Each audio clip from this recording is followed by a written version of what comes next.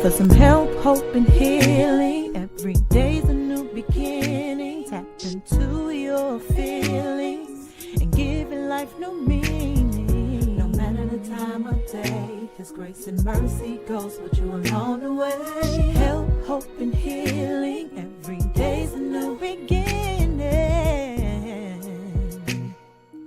Get in step with Nicole. Hello and welcome to another episode of Get in Step with Nicole. I am your host, Nicole Horston, and I'm just thrilled to have with me today Chef Janese Boston. She's chef and founder of Living Proof. It's a private catering service, and we are going to share just an in-depth conversation with you all today, just letting you know that she is living proof of what is possible when God comes into your life and turns a situation around. I have known this young lady for quite some time, and I'm just excited to share her story today. So, Janese, how are you? Thank you. I'm pretty well. How are you? I'm excited. Well, good. I'm excited to have you. I'm excited for everyone to hear your story. And so how I like to get it started is just, you sharing what you want us to know, and then I'll jump in at points and ask a couple questions, but I want you just to feel free to share whatever you like for us to know. Oh, wow. Jump in. So I guess first and foremost, I just want to say that there's a lot of people that don't realize that God's grace is something that is so undeniable, and a lot of times people see the end results. Yes. And they don't see what a person has to go through. They don't see how many times a person has to hit the ground on their knees, crying, asking God for everything. Yeah. So like coming here and having an opportunity to tell my story, tell parts of it is amazing, because I always just want to be transparent. So the person that doesn't, from the outside looking in, that they always understand, that it's a journey. Yeah, I don't want to sound like cliche, but it's definitely a marathon. It's not a sprint. It's something that where I am now just didn't happen overnight, and I still struggle. So we're going to hear about ups and downs and high and lows, but first and foremost, I just want to say I'm human, and I go through a lot of stuff, and I'm not perfect, but God has been so good to me. That is a great part to start with, because life is a journey, and we all go through life's ups and downs. And as you all know, because you have been tuning in, which I'm so grateful for, since the beginning of the show. And so I try in my mission and platform to bring people like Janese to the forefront, into your homes, so that you can see that God's grace and mercy covers us all in varying situations. And so we're just going to take them back to just a midpoint. You recently celebrated 15 years. I did. Of being free from incarceration. Yes. And I was just over the moon excited for her, just her sharing her story and getting out and letting others know that, yes, there was a mistake that was made, but God is a restorer. And if you heard me at the onset, today we're talking about living proof. I'm living proof. You at home, you're living proof of God's favor over your life, His ability to turn things around, just like Janese is going to share with you all today. So just tell us a little bit about your incarceration. Okay. And first of all, congratulations, because 15 years without recidivism, right, returning back is a great milestone. So first and foremost, I applaud you. Secondly, I applaud you for being willing to be open, because ladies and gentlemen, she told me, you can ask me anything, because it is my goal, my job, my mission to help someone else not meet the actual pinpoint in the life where the turnaround happened. She don't want them to meet that same pitfall. Yeah. So just go ahead and tell us whatever you want us to know about your time of incarceration, and we'll talk about what you've learned from that, but just go ahead and share what you like about the story. So let's take it back a little bit. Certainly, go ahead, anywhere you want. This is a show where it's your turn, You're under the spotlight only because the lights are here, but it's a conversation with you and I for the people at home. So yeah, wherever you So- feel comfortable. I guess we'll just take it back to where I was 19. I'm 38 now. Yes, And ma'am. I was 19, and I was young, just like a lot of young girls. Emotions running wild, boy crazy, you know, just average teenager, or young adult, I guess I would say around 18, 19. And I had a little boyfriend. Then there was an altercation between me and another young lady. I guess, I don't know if, okay, so I don't know if jail is where we should start. I think we should back it up about 6 months. Okay, well listen, And I say wherever that, you feel okay, most I'm gonna say comfortable, that we can because do that. Yes, ma'am. to understand the dynamic of where I was at mentally when this altercation happened, you have to understand that what happened prior. So in Great, December okay. of 2002, I was shot in the head right here. And I was carrying my son at the time, which I didn't know I was pregnant. Okay. That's when I found out that I was pregnant.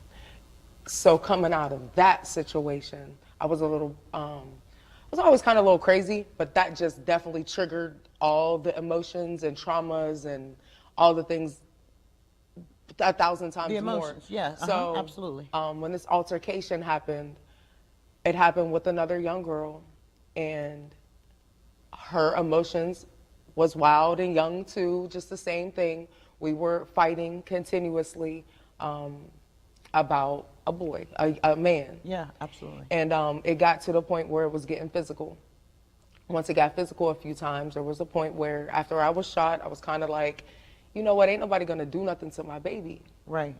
So in our background, you know, you feel violence is the key. It's because you don't really know how to do anything else. So Right.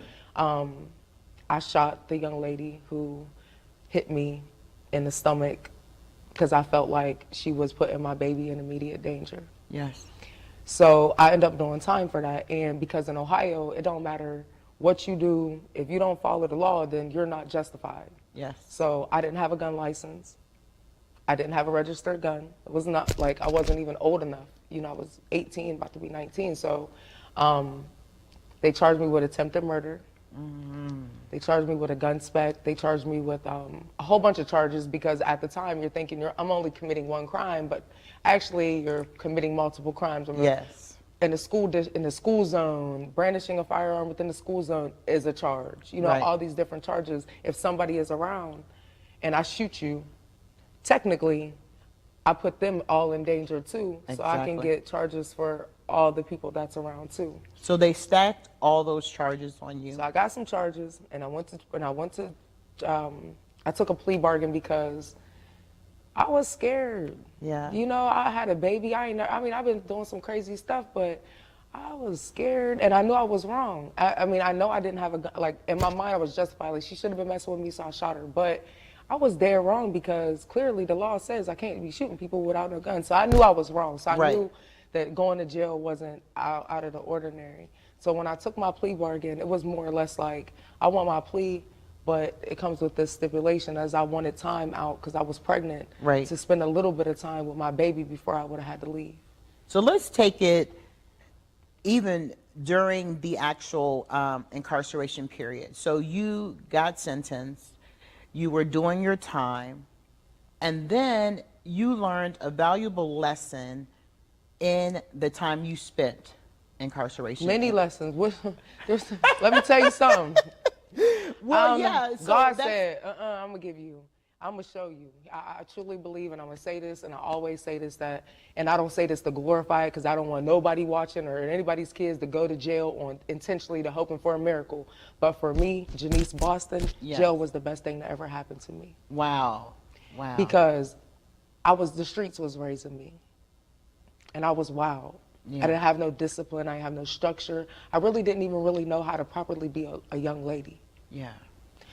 Everything. So when I got to prison, I had structure forced upon me. Right. Get up at this time, go to sleep at this time. You got to keep your stuff clean. You got to be orderly. You got to do this. I didn't really have no choice. So there was a lot of lessons and a lot of things that I learned. I probably learned more in them 4 years that I've learned in my lifetime because I didn't have nothing else to do.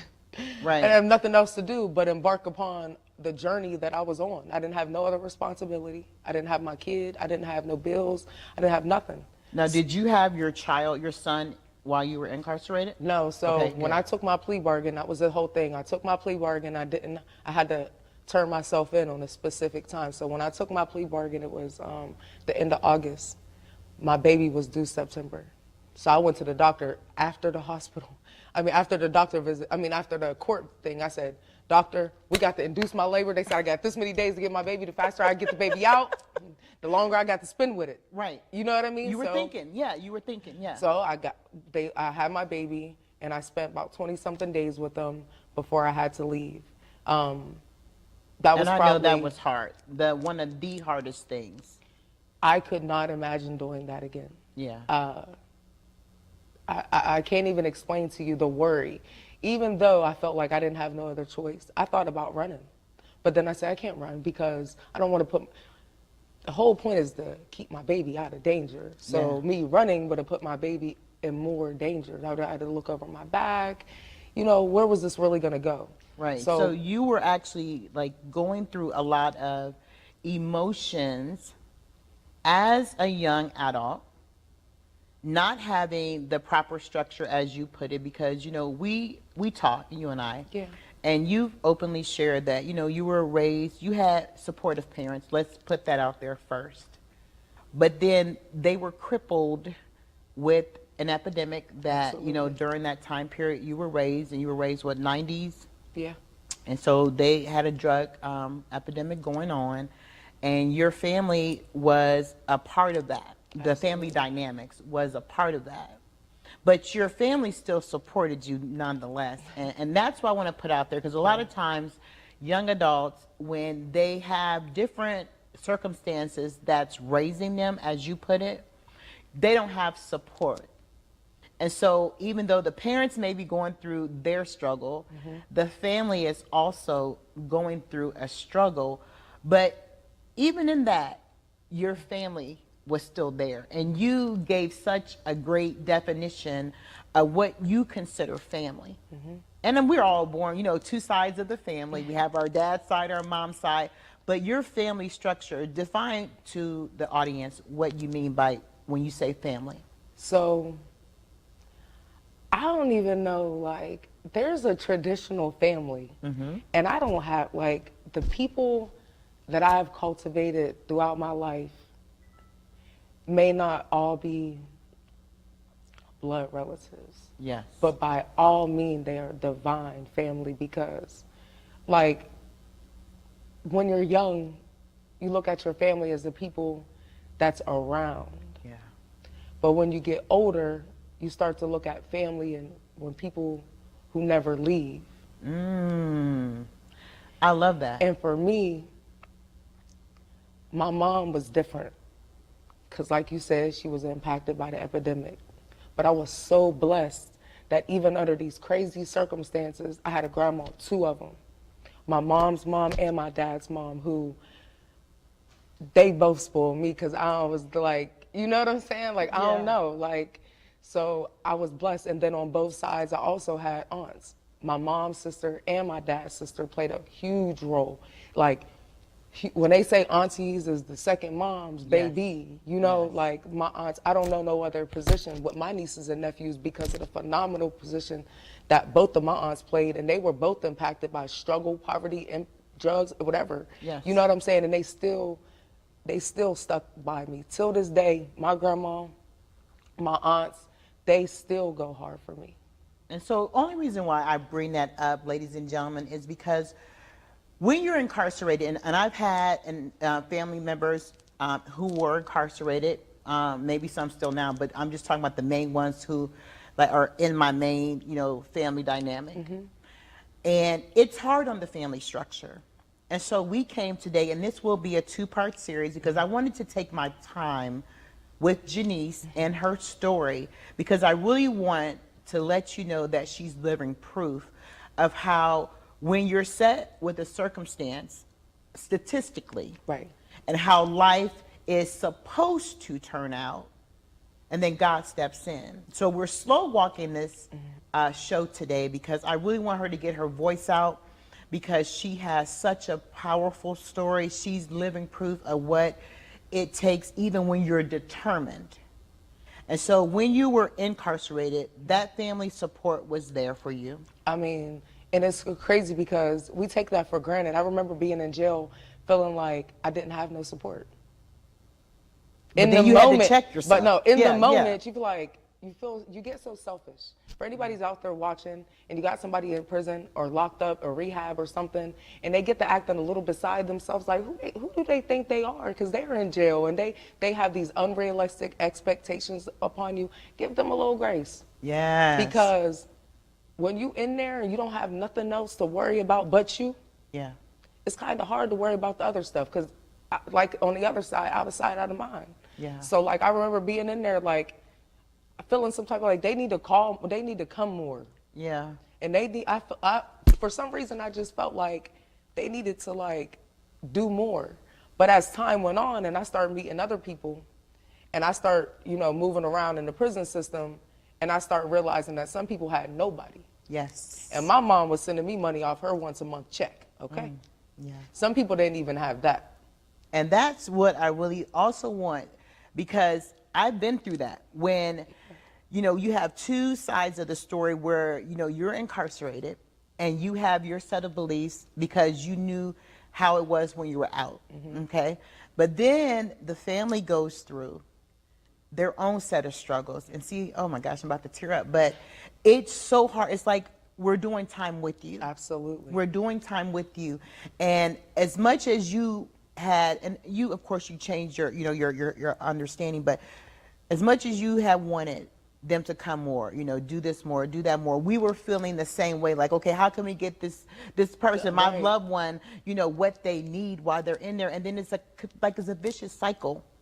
And it's a mental vicious cycle because as much as you're wanting, that connection is what you're really saying, I need it. Yeah. That connection, because that part of me was broken. And even though you accepted your responsibility of what you had done, and of course, you were very smart in not allowing my kid to be okay. Yeah, and I've had relatives who actually have given birth during their incarceration, so I understand your story. So when we say I see you, we're going to talk about I see you too. But I'm glad we're going to move this to this point because a lot of times people don't understand. The outsiders looking in, as you talk about, we need to give you all some grace because you're confined. You don't have the freedom, the liberties that you once knew, and that was a struggle as well. Well, you think about it. You put an animal. Let's get a cage right now. We got a dog, new dog. When we first put that dog in the cage, it's going to act crazy. Yeah. It's the prison system. Yeah. So when you first go to jail, your mind go crazy. You in a different environment. You in a cage. You here, there, everywhere. So your expectations are unrealistic. Yeah. But everything is at that point to you. So like when I first went in, and at first I was depressed because I just left my baby and I didn't know what was going to go on. But I was so thankful. I truly feel like God set me up. God was truly setting me up, and I had no idea. Because when I tell you, some of the people that I met right there, my first week in jail, some of my friends still down right to this day. I love that. One of my best friends, I'll be in her wedding this year, in August. I met her when I got to prison, and we're like, that's my, you know what I mean? So like, I was lucky that I was lucky God placed immediate people in my life to connect with when I got to prison. But again, I was still a dog in a cage. So there's that duality going on. And so you had support, you were, doing your time. And what I would like the audience to know that even in the midst of all that, and you keep referring back to God, and that's what I want you, because a lot of times people say, oh, you find God when you're incarcerated. But to you, finding God meant something Let me tell you different. something. I've been knew that there was God. Not because my family was deep in the church. I didn't grow up, my grandma didn't go to church every Sunday. Yeah. You know what I'm saying? Like, I didn't come up like that. I knew God early because my mom, God showed me with her. So, Yeah. It's all right. It's all right. It's all right. It's all right. I feel like Yes. Hallelujah. it's such a touching subject. That's okay. That's okay. I knew that there was God early because my mom had been through so much. And I knew that I used to go to like church camp, like the church bus used to come to the projects and I used to go there, or I used to walk to the Simpson Church up the street from the projects, or there's a Second Baptist with Miss Lee on Saturdays for tutoring. I remember all the things that they used to talk about God.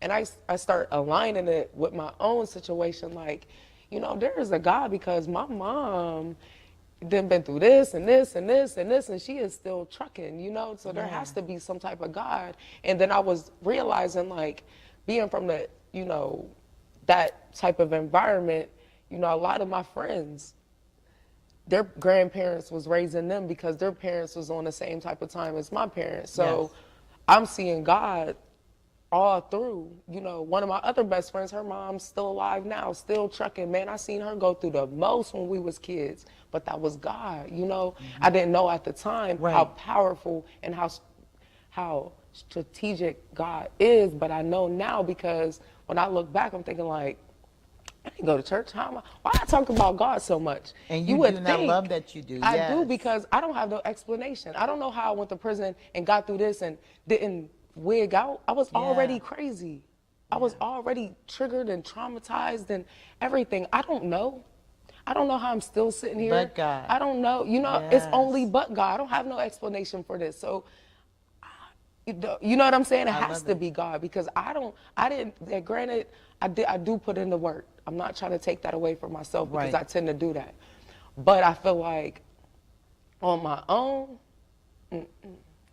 I love it. you know what I'm saying? So, I don't know. You actually, you know, you are so real. And that's what our audience needs to see today, the rawness, the realness. Because, see, everyone isn't in church all your life kind of people. There are people that God still uses. I just got and blesses. baptized a couple years ago. Oh, wow. Hallelujah. You know what I'm saying? My daughter, she made the decision to get baptized right after me. So, like, this ain't something that I was ingrained in me. I wish it was, because I wish I was sangy, you know what I'm saying? But it's just not. But I have my testimony and how I deliver God's word is just different. I can't sing, but I can give you a raw conversation. Right. You know what I mean? So, once I was in prison, and I did encounter God in a way in jail, though. Yes. I had a connection with him already because I had watched my mom get stabbed. I had been through all of this stuff prior. So me going in there ain't nothing to do other than programming or church or, you know, talk to your homegirls all day. Right. So I used to go to the church stuff, and I used to go to anything really just to get out of the dorm, and to see other people and to hopefully get some cookies, you know what I'm saying, from the outside or something, because the churches would come and it would bring nice, good cookies, you know, home-baked cookies, you know what I mean? So, like, so there was an incentive. Yeah, so but God has an interesting way of pulling people in, doing what he needs to do to get you in there. And then he do what he do once you get in. Girls, no, you just preached on that one, because he does. Like you said, God is strategic. Yes, he is. And so he knew Janese. Of course, he knows us all, because we're all, you know, before we were formed in our mother's womb, he knew that Janese would go through this. But then he also knew that at the point where you may have felt your lowest. Yeah, because I felt like there was nothing. Like, I ain't have my baby. I ain't have nothing. I'm in jail. I ain't never been in trouble before. I didn't have no work history. I ain't have no GED. I didn't have nothing. But God I didn't have a car. I didn't have place nothing. Absolutely. That he needed you to be to turn your life around. And that happens. And that's the best, to me, set of circumstances. Because a lot of times when we are with the pomp and circumstance, or I've been in church all my life, and so I have this connotation of this is how this is supposed to look, or this is how healing is supposed to look. But as I hear Janese's story, I hear how God was healing her all the while. And that's what it really makes a difference, ladies and gentlemen, because see, a lot of times we expect the bombs and Gilead kind of whistle scenario, but yours was even in the midst of being incarcerated. And you know the stories in the Bible of those who were incarcerated. That was the time that they had an entombed. There was several instances where God got them by themselves, and even though people were around you, He got you at a point where He willing Mentally, to I was be by myself, right, mentally feeding into you what you would need beyond your release. And so I love that part. So when you get out, I get out. I get out on a judicial release, an early release, because I was eligible, and I had a circumstance where, once again, God looking out for you, yeah, was actually looking out for another young lady. I found her hanging, and wow, me and along with other people kind of saved her life. Me filing my judicial was in the midst of that. So the warden and stuff, wrote letters on my behalf. Wow. Because, I had helped saved out. the life. But for Yes. me, it was like, I don't know. I was just like, I wasn't even doing it for like, what do you? It was just like Instagram, it's like, just do it. It's just like, I couldn't stand around and just watch somebody die. yes, You see what I'm saying? Yes. So like, for me, I didn't have no You just clothes did on. what We you- was in the showers. I just Yeah. ran out there, lifted her up, and screamed. I mean, it's just second nature. Instinct, yeah, You know it what was I your mean? So instinct. Yeah, once I got out, I didn't know what I was gonna do. Like literally, I knew I was probably gonna get out. And when I came home, I literally remember the first day my family was celebrating because they didn't know I was gonna get released so fast. Right. So they were like at George's, like having a drink, and like I was at the jail and I didn't have a cell phone back then. Right. I had a brown paper bag. I mean, I knew my way. So I walked. I'm from Steubenville. So I walked from the county jail. I walked past the Speedway. I seen my school friend. She was like, "Oh my God, Janese, is that you?" I'm like, "Hey." I'm just walking down the street like, Right. And I just walked to my aunt's house, turned the door. The door was open because that's where my son lived when I was gone. So I knew the address. Right. So I just walked there and went in, ran me a bath. wow. They was all looking for me. I remember not even knowing, like that at that moment I was just in, like truly free, because I didn't know where I was going, figuratively, but I knew where I just left. So when I came home, I didn't know what to do, but it all came so fast. I had a baby. I needed to get my life together, and then as soon as I came home, God said, "Ho ho ho, I got another something for you." Isn't that And like that's when him? I got pregnant with my daughter. Wow. So we're going to actually put you at a cliffhanger until next week. And next week, we're going to share more of Janese's story and how God did a new thing in her. Ladies and gentlemen, I just love that we're having this conversation, this dialogue, because mass incarceration is a problem in the United States. And so next week, when you're tuning in, make sure that you remember, no matter the time of day, it is always a great time to get in step and soar. And we're going to soar next week with the rest of Janese's story. Stay tuned.